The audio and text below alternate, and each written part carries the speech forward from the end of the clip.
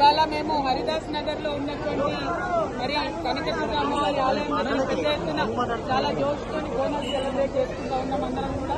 మరి అందరికీ కూడా ఈ సందర్భంగా నేను గుర్తు చేస్తా ఉన్నాను, టీఆర్ఎస్ ప్రభుత్వం ఉన్నప్పుడు, కేసీఆర్ గారు గవర్నమెంట్ లో ఉన్నప్పుడు చిన్న చిన్న ఆలయాలకు కూడా బోనస్ పండుగకి లైటింగ్ కోసము, కలర్ల కోసము, సెలబ్రేషన్ కోసము, అమ్మవారికి పట్టు వస్త్రాల కోసము ప్రభుత్వం నుంచి డబ్బులు ఇచ్చినటువంటి పరిస్థితి ఉంది. ఇవాళ ఆ పరిస్థితి లేకపోవడం బాధాకరం. అయినప్పటికీ ప్రజలందరూ ఒక్క దగ్గరికి వచ్చి ఇంత పెద్ద ఎత్తున పండుగను సెలబ్రేట్ చేయడం చాలా సంతోషంగా ఉంది.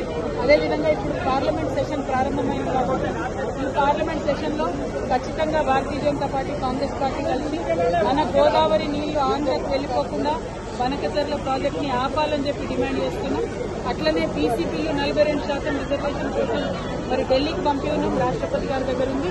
దాన్ని కూడా తొందరగా ఒత్తిడి చేసి రాహుల్ గాంధీ గారు మాట్లాడి, ప్రియాంక గాంధీ గారు మాట్లాడి, సోనియా గాంధీ గారు తెలంగాణ బీసీ బిడ్డల పక్షాన పార్లమెంట్ లో గలం వినిపించి బీజేపీపై ఒత్తిడి తీసుకొచ్చి బిల్లు పాస్ చేయాలని డిమాండ్ చేస్తున్నారు.